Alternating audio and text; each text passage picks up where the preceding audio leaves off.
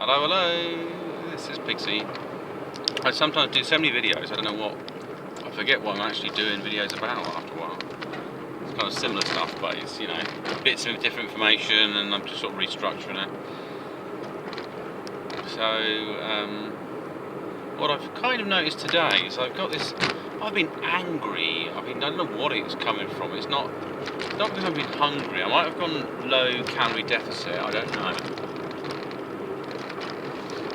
I had a couple of eggs and a chunk of bit of cake and make sure everything's okay. And I haven't been having cups of tea. I've been trying to avoid coffee. Cups of tea, a bit of milk, so it hasn't been too bad. Just take the edge off it. I can feel a kind of visceral feeling of this fat sometimes. You feel like this warm sensation around your fats. It's a bit hard to explain, but it's slightly unusual. It just feels unusual, like sometimes people might associate with stomach acid, but there definitely isn't any acid there. Otherwise, you get other telltale signs like ulcers, bad breath, acidic taste, and other things like maybe in your throat, might be burning your throat a bit. Signs possibly your acid levels are too high. Your urine will kind of sting because the pH isn't quite right. So these are all sort of signs you'll come across if you're a bit too acidic. Also, if you do become dehydrated, you become acidic as well, because you kind of concentrate your salts and everything else. So that's it. And also, you'll be passing more acid than you will be alkalines or anything that you put. It's actually burned. It's actually burnt away. But the only time you produce an acid when after you've eaten something. It's secreted a hydrochloric acid, and then it's neutralised using a bicarbonate. That's why you put bicarbonate soda, things like that are great for your stomach. There's no issues there because it's or it doesn't. However, you will want to take bicarbonate anyway, because what happens is your body will try to compensate by producing more acid to counteract having another bicarbonate. So you'll be creating sort of, resistance. That's what you're doing for your stomach.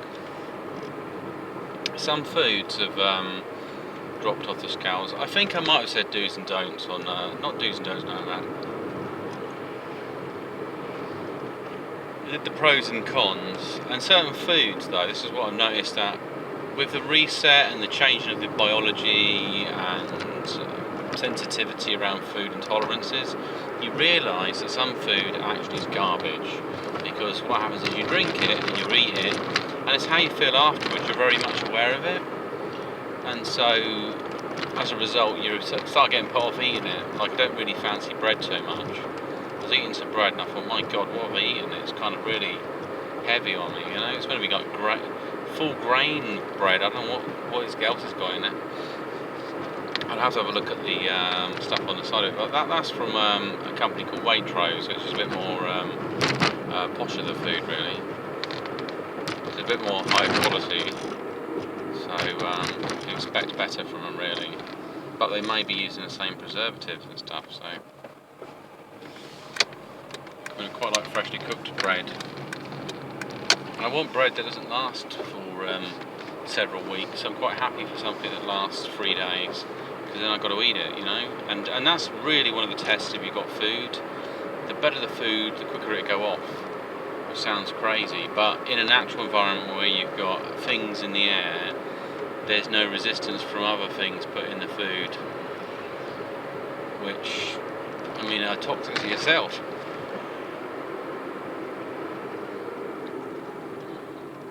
So I need to discover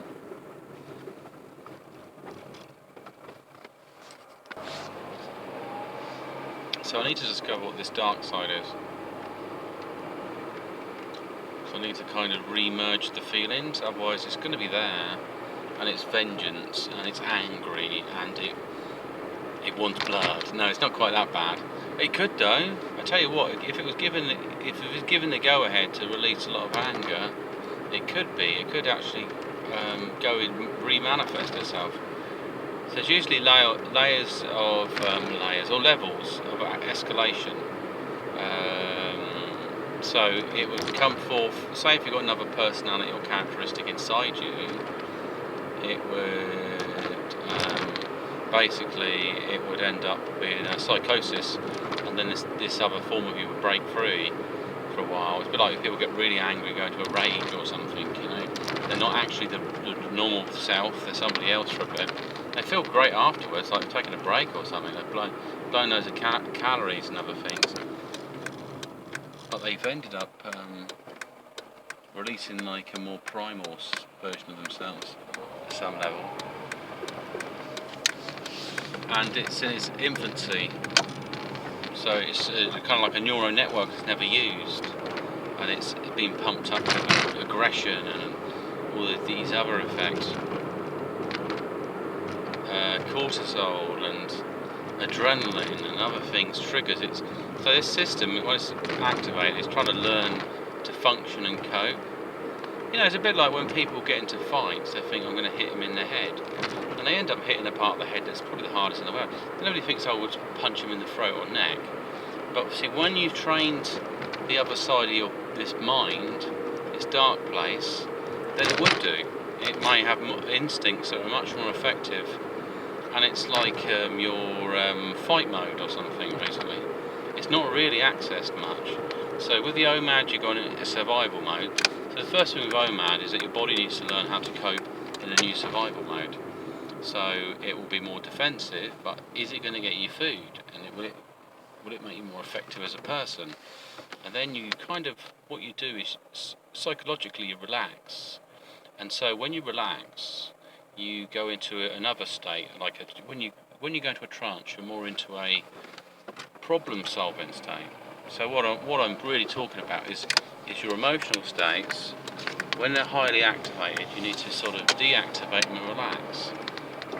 There's other things. Some emotional states are really hard. Like when we talk about a neurological state of psychosis, it could be love. You could be obsessed by someone, and your mind is suddenly developing all these triggers and things in association with a person, and it's quite hard to unlock this network because it doesn't make sense what's going on in your head, really. You just end up tuning into this kind of mad thoughts, really,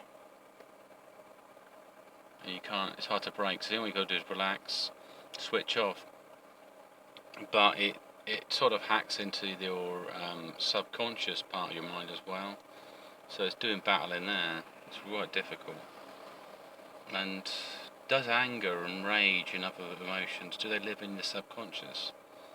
I mean, maybe there's manifestations in there. So combined with the OMAD, more sensitive, need to survive. And then there's a defense mechanism for myself. But then it wants to, basically, I think it just wants to even the score with well, it's just, I can't really get too much heavy detail, but it seems like I was annoyed at a particular person, and it was a manifestation of that in some way. And I think I don't want to unleash that. I don't want it to even be in the game, you know. I don't need to be in some past default mode where I'm defensive or I'm bringing up things from the past. It's very, well, not to be rude, it's slightly feminine to bring in, you know, if you bring up lots of stuff, details, and you're looking for kind of goading for an argument. Because usually when men are annoyed, they go quiet, and then they become enraged, I think, or they become emotional. I feel there's like emotional energy building up inside them. And then it's triggered to cause them to do one action. That's what he wants to really primarily. Like, they might run off, or they might explode and go to a fight, or whatever. They might just shut down completely.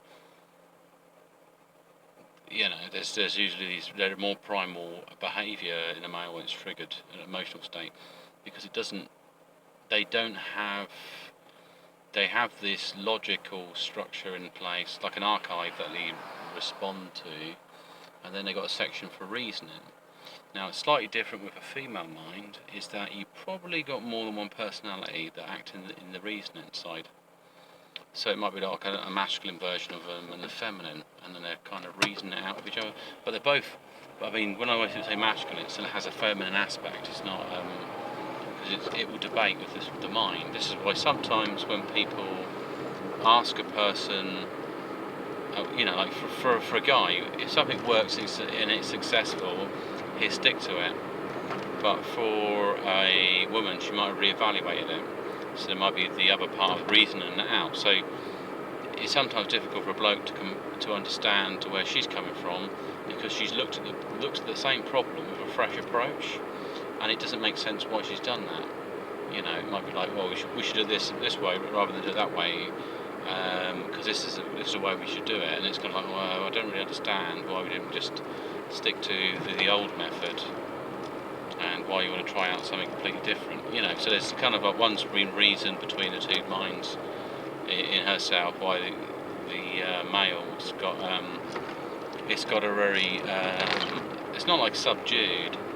It's I think naturally a male quality would be it's an autistic type mind, and that it's very logic based. It has to stick to certain rules that are built into it. And I guess it's for survival, and there's probably another reason, because it may be more likely a man would get more injured, so he needs something that gives him a kind of primal structure. Like if he was injured, go home, and then that would be the focus. It wouldn't be reasoning, oh, should I go home, or should I do this, or should I do that? It would just be very go home. It just focused. It becomes narrow focus, and it's a survival system. I'm not saying that one sex only has one mode or another. I mean, they're probably actually in there, but they're not in your main kind of default settings, And people say, well, that's not true. But what you have is certain set behaviour that's inbuilt in you. This is why it's gender roles, and trying to make people gender neutral doesn't really work. There was an experiment where they had a girl, and this young girl, when they gave her just boys' toys, like trucks and stuff. And what she did is she wrapped the truck in a blanket and hugged it. So there was naturally a maternal instinct. I mean, a boy could hug the truck, but it's more likely to exhibit survival, like wrestle or send it flying across the room or do something. It's just that's a masculine aspect of survival. That's why silly stuff like boys shouldn't play a toy gun because it promotes violence. It doesn't at all. I mean, circumstances will create violent impulses. There's TV for that. You just got to watch a blooming horror film, and he would have a kind of understanding that he could hack somebody to death with a machete. It's not exactly complicated. And yet, what we'd encourage when I go back to neural networks is that somebody may be horrored, may be sort of shocked by something, but they're encouraged to relax and see it as entertainment and normalise it. So what happens is when you have a situation whereby in public something's going on, like someone's getting strangled or killed, some people don't know how to respond because they've been led to believe it's entertainment. So they might be looking at it and think, oh my god, that's crazy. But they're not thinking, actually, maybe they should be looking at how do we resolve this conflict and reduce it as a group, They enter a different kind of mode of wanting to watch it, relax and be entertained by it, and kind of be disassociated from it. So the mind's quite an interesting thing. And OMAD, in essence, is a hack as well. Hacking into your mental states, because food creates certain mental structures. If you eat like a big chocolate cake, you're going to be quite chilled out, and you're going to have a lot of energy, and one will have all, but you're probably tired in another because you just insulin spiked. So you create certain chemical reactions which then promote certain behaviour patterns. And then you think, well, I had some chocolate, that was a reward. But when you're empty and you're just feeding on yourself, you're kind of looking into yourself, looking into the mirrors of yourself. So what I've realised is that there's a dark side in there. Now, I thought I got rid of it, because there was times in my life when I was angry and I was sort of like annoyed, and I kept that in a cage in essence. But I kind of learnt to love, because at the time I wasn't really happy with myself. And maybe that's it. I need to start loving myself. I mean, I do love myself. I don't always. I'm not always content with my life. I want more from it, and it drives a kind of. I need it. I want it, and it's given a kind of more of this darker side. Is pushing for things. You know, do this at any cost. It's kind of like a dark driver in my mind, or whatever. You know, you need to win, because I think you suddenly realise that you could either. I tell you what it is as well. Is that I'm trying to disestablish what there is this kind of white knightism and like a white knight syndrome, as we call it, where people are encouraged to act in a particular way, bend over backwards at people, and usually it's the opposite sex, and it just makes you look weak structurally and easily manipulated, and it makes you annoyed. And you think, well, okay then. So I guess in essence, this is the opposite of the white. It's the dark knight. That's what it is. I mean, not that I'd be nasty to people, but I think, well, if you're not going to respect me, why should I respect you? It doesn't matter who they are, you know, that sort of thing. So I don't know. Anyway, it's a bit more a kind of a bit of the OMAD, a bit of psychology, and just relaxing. There's a fox there. I wonder if you can see it. It's got a massive tail, so it's not a. There it is. Look, you can see him.